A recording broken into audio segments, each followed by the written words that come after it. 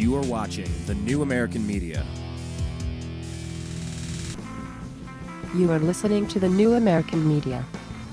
All right, everybody, if you're listening live, that took seconds. If you're listening after the fact on YouTube, thank you. Please click subscribe, youtube.com/The New American Media. And, of course, if this is embedded on our homepage, thenewamericanmedia.com, thank you very much. And if you haven't been there, go check it out. If you just clicked on a Twitter link because this was posted, it looked very interesting. Thank you so much. Once again, please click subscribe on this YouTube channel. youtube.com/New American Media, and follow us on this Twitter feed at American_media_. And if you happen to pull this off of our Facebook page and shared it with all your friends and left your interesting comments, thank you. Make sure you've searched The New American Media and liked our page on Facebook. We are joined once again with Blake the Eccentric Walley. Blake is a radio host on freedomizerradio.com. His show is called Eccentric Perspective. You can catch him every Monday, Wednesday, Thursday from noon to 1:30 p.m. Pacific. At freedomizerradio.com. You can check out his homepage, eccentricperspective.com, and you can go on iTunes so that you can sign up for his podcast. Just search Eccentric Perspective and follow him on Twitter. He's always tweeting out some good stuff, Eccentric99. Blake, National Financial Capability Month. That sounds made up. It sounds phony, but this is a real thing, and it really just happened, and it really happened on April Fool's Day, right? Yes, it did. It was a hilarious story, one of my favorite stories of the week. Well, let's hear about it. Absolutely. All right, well, this was out of CNS News on April Fool's Day, and so a lot of people actually thought that this sounded like an April Fool's joke because Obama proclaims April the month to teach young people, quote, how to budget responsibly. So we've got President Barack Obama, who has increased the national debt by $53,000 and change per household, has proclaimed April as the National Financial Capability Month, during which his administration will do things such as teach young people how to budget responsibly. So the first thing that came to mind was, he's increased the debt by, $6 trillion or something just in the 4 years that he's been in office. Who's counting? But you think about, it's weird. When you're talking about $53,000 per household, I'm almost kind of picturing, it's sort of like Obama is going to your house, he's taking your credit card for your family, buying $53,000 worth of stuff that you probably don't want, and then just sticking you with the bill. Or maybe a nice family trip to Hawaii. Take away the Secret Service and Air Force One and all that stuff. You could probably spend, how many days were they in Hawaii? For a week, 2 weeks or something with the family? Maybe you could ring up $50,000 in a swanky hotel and you go paragliding every day, and then you go out, you look for lobster or something out there. I don't know what you do out there. Golfing with Tiger Woods. Of course. You could literally go into somebody's home, steal their credit card, and rack up $50,000 in Hawaii in a week or two, right? I believe, if you get a good American Express card, and you probably very well could ring up $53,000 worth of stuff. But he's done that somehow for every human in America, somehow. For every household. Oh, every household. Okay. So, well, that's not so bad. Yeah. Well, wait. If I'm the only one in the house, okay. So as long as there's 4 people, that's no big deal. That's only $12,500 per person. So what? We all don't have an extra $12,500 just laying around, Yeah, I could see if he was buying, a nice new family vehicle and upgrading the house and stuff like that, and then giving you a reasonable rate of interest over the next 30 years or so. But no, it's just $53,000 worth of government programs and interest, and a lot of warmongering and domestic program, stuff. A lot of people would probably not want to pay for unless if they had the option to. And then he wants to teach us. He wants to teach your kids how to budget responsibly. So he says, I call upon all Americans to observe this month with programs and activities to improve their understanding of financial principles and practices, Obama said in an official proclamation released on Friday.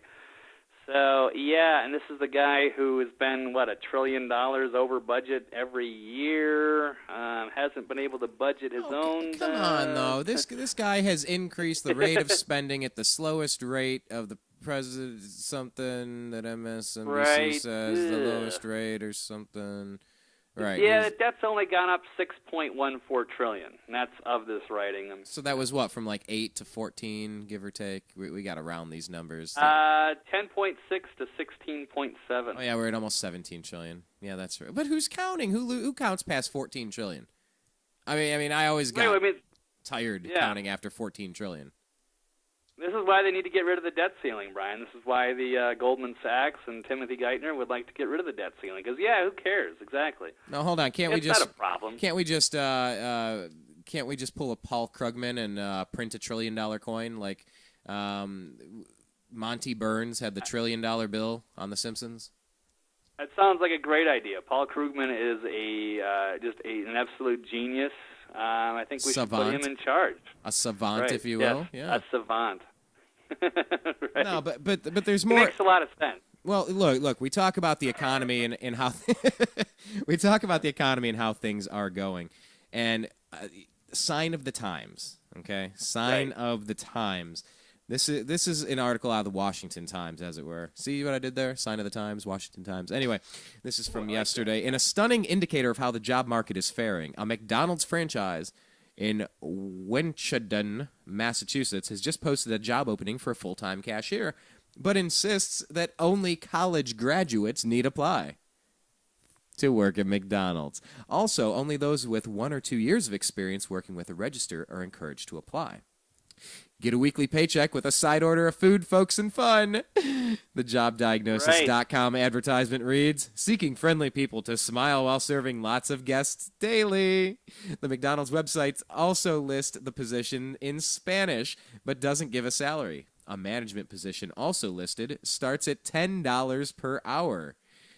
Ooh, with youth unemployment. Wow, that should be easy to pay off a student loan. That'd be no problem. I mean, with the way the college tuition's been dropping dramatically, and it's so easy, affordable for kids to go to school these days, that I think that's a great idea. Yeah, I think they really have things figured out. College is so funny these days as you think about it. With all this technology, do you really need to be buying $150 textbooks when you have the internet and you have Wikipedia and you have access to Google and you have access to Start Page and you have access to all of the world's information at your fingertips?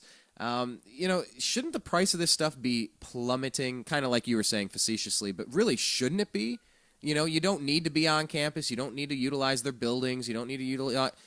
shouldn't you just be able to log in a virtual classroom and if you're a diligent student, absorb the same amount of information minus all the distractions of being on campus? But for me, that was the point of being on campus, was getting involved in stuff extracurricularly. Right. But, shouldn't the price be going down at college? But it's going up. You're talking, what, $40,000, $120,000 for a 4-year education? It's how are you going to pay that off as a management job with $10 an hour with a college graduate degree? It's a good character builder. I think people should just get 2 or 3 jobs so that they can pay this stuff up. Well, the thing is, they're going to have to get that degree so they can even have a job. Because if you need a 2-year degree just to get to be a cashier at McDonald's, no. This is no, not 2-year degree. Check it out. They need a college degree. Then they need 1 or 2 years of experience working a register. So here's the thing. You can't even get your first job at McDonald's unless you've had experience at McDonald's. Talk about a catch-22. Right. So you get a 4-year degree, and then you get an apprenticeship at McDonald's. Yeah, you're not ready to earn $10 an hour as a management position yet. Oh, no. And you can't run the register unless you've already run the register. So how are you ever going to... It takes at least a couple of years to figure it out. If you're really smart, then maybe, you can start to kind of grasp the concept of, working that sort of thing. It's got to be tedious. But anyway, I think it's a great idea, Brian. I don't know why you're even bringing this up. Well, maybe because youth unemployment is at 11.5%, and experts argue that the unusually high qualifications McDonald's is demanding are signs of the times. Quote, sadly, we've taxed and spent our way to an economy in which there's intense competition for just about any job, and young people are getting screwed over even worse than the country overall. Evan Feinberg, president of the Washington-based youth advocacy group Generation Opportunity, told the Washington Examiner. No, but I love it. You can't get your first job until you've already had a job. So how do you get that experience? How do you even get in there if you? I mean, $10 an hour. How many hours would you have I to guess work? you got to know somebody to get in there. I mean, I have no idea.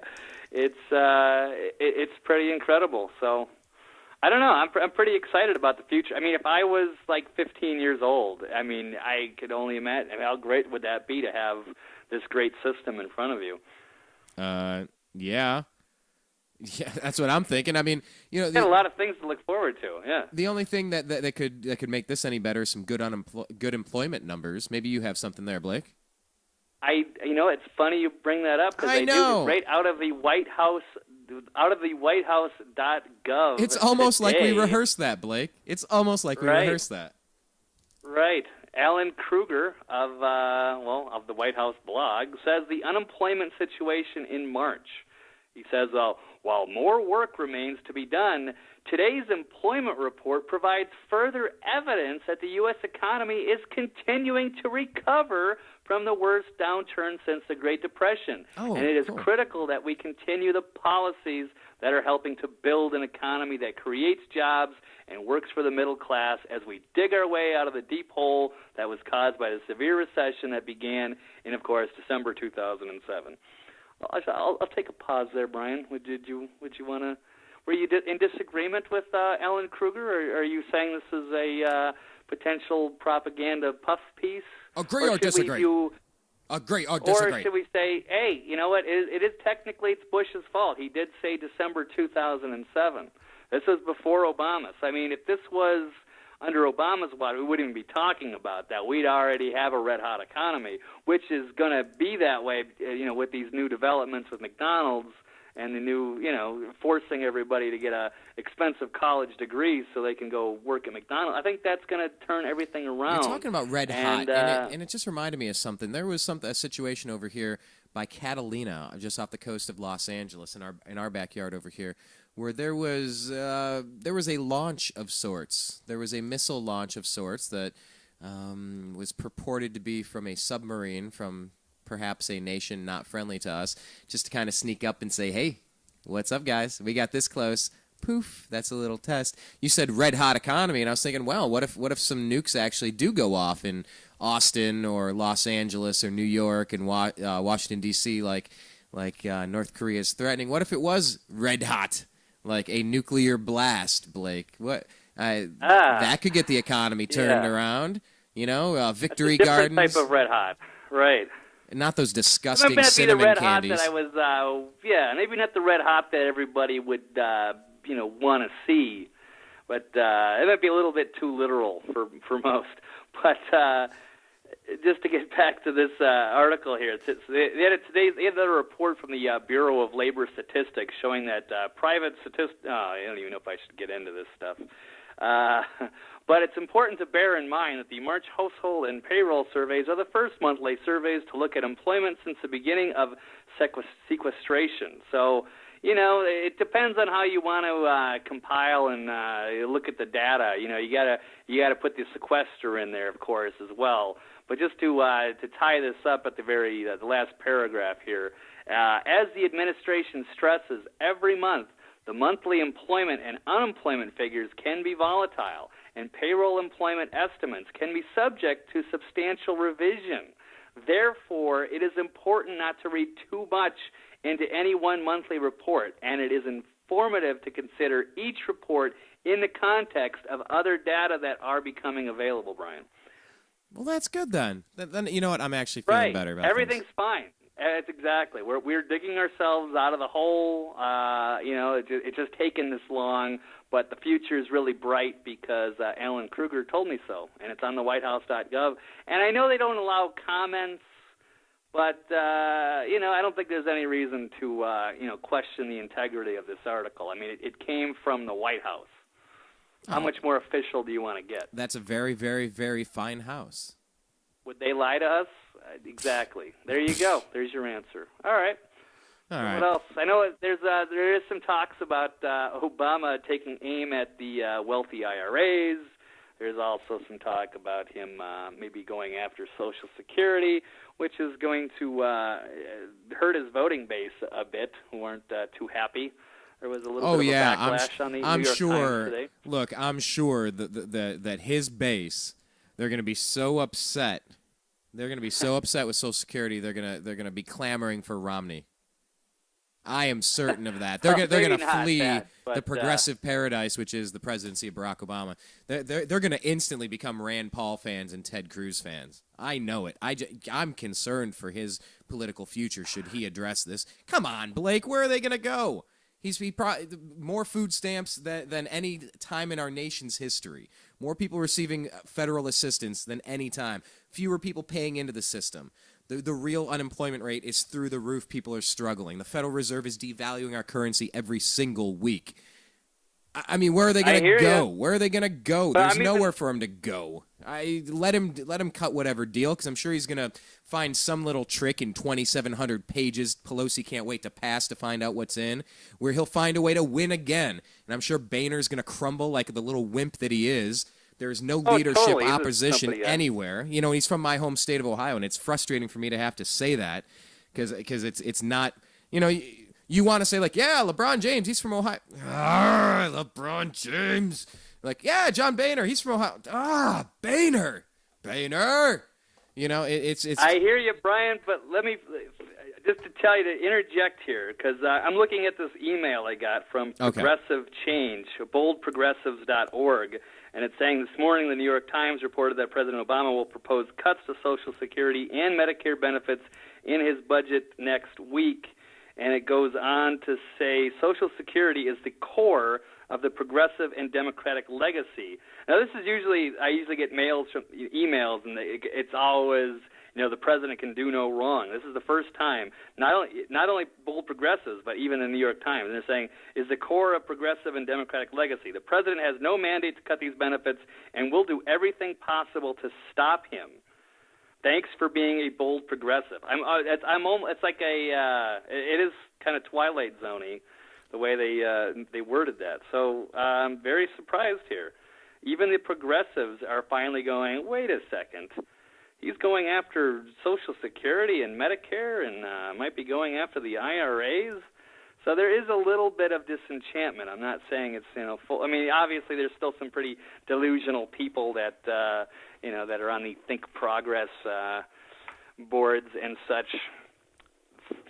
But you're definitely. I don't know how much longer they can keep the economy rolling around here. Well, there's another right. Oh, what else? There's another. I was just going to say there's an interesting article, to get away from the progressive stuff, as is a former head of, I believe, economic policy under Reagan, Paul Craig Roberts, talking about the assault on gold and how the Federal Reserve is manipulating the metals market potentially. So, because I mean, obviously, if the way gold and silver were shooting up last year, you were kind of thinking, this kind of exposes the problem of endless money printing and the integrity of the dollar. And you've got several countries around the world that are getting away from the dollar and getting rid of it as the U.S. reserve currency. So I'm not really sure if how much longer they can keep this going. And now you've got Obama going after his own base because they have to keep the economy going, even to slap his own base in the face with, by going after Social Security and Medicare. So interesting developments, anyway, economically this week. We had a guy in our band. I think he was our fourth or fifth bass player, and we just called him Bassface. That was his nickname. Like everywhere we went, he was Bassface. His name was Nick. I really almost forgot his name because we always called him Bassface. But you just said Bassface, and it made me crack up. What do you think about the decision to return 5% of the Obama salary, the generous repatriation of those funds? I don't know how he's going to recover that. To be perfectly honest, maybe he can invest the rest with Tony Rezko. Maybe. That would be, it wouldn't be surprising. Yeah, 5%. And I will say I think that's a fantastic gesture. Literally, without sarcasm, I think everybody in God. I think one of the first steps in this clown's administration, because it's just so many missed opportunities. What, are you saying we should all give money to Tony Rezko? Hang on, let me back up though. Give a donation. Everybody. No get a more Tony $5 Rezko bill. sweetheart deals on All right. property in Chicago. No, what I'm talking about is that I think everybody in government across the board, there should have been a 5%. I said 1%, just to show we're starting.